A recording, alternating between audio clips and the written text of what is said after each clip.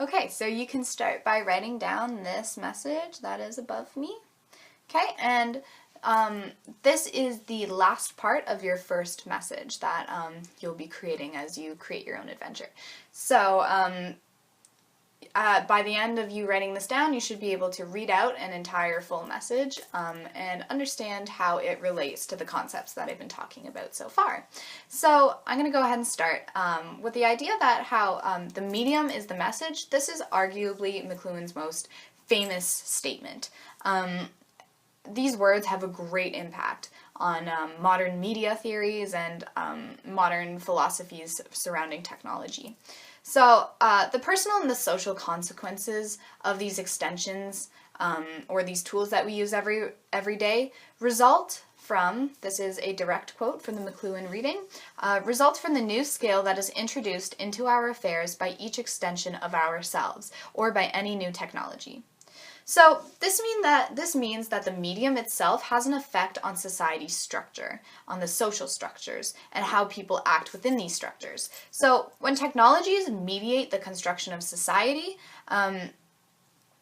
as they often do, there are many social changes that come along with it. So when a new type of medium takes over and becomes very dominant in a society, many social changes follow.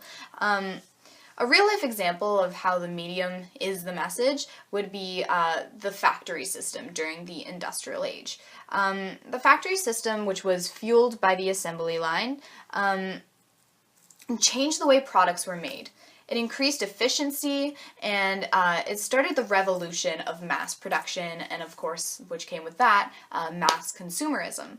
So, the products created were not as important as the effects that the factory system had on the people and the society at the time. The medium of the factory had an immense influence on the social conditions during the industrial age, so not just the products themselves. So Fordism is used not only to describe the assembly line and the factory-based standardization of mass production, but also the social changes that came about.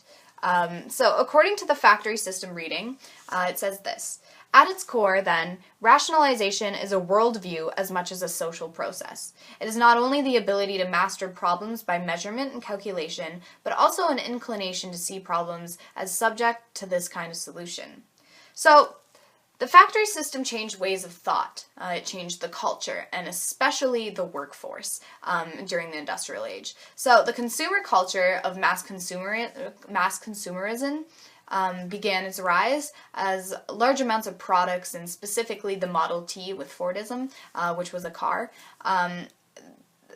mass amounts of these products were able to be distributed. The division of labor that the factory system had when it made one person work on one task repeatedly, this changed the way that men worked, and it caused a shift of people working in rural areas, in farms, and doing lots of different tasks in one day, to people working in more urban areas in a factory in order to provide for their families, doing the same repetitive task every day. So the idea that it moved from rural to urban, this shift, also brought along things like labor unions, people looking for better working conditions and things like that, since they were now working in factories, which often called for better working conditions. So the way that the medium of the factory affected society was so immense that it outweighed the importance of the Model T cars that were being sold. In a way, it totally changed the way people worked and lived in that society. As I said before, there were cultural changes and work changes. So, as McLuhan said in his reading, technologies and mediums are reshaping and restructuring patterns of social interdependence and every aspect of our personal life. He says your family, your education, your neighborhood, your job, your government, and your relation to others are changing dramatically. So the technologies that run our society are those that change how we live within the society. Just like the factory system changed the way that people lived their lives during the industrial age.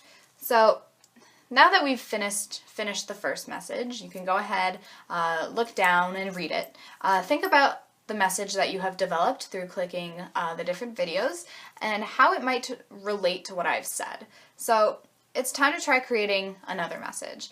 At this point, click here to view the second half of the video, or if you have already done both messages already, then just please click here for the conclusion.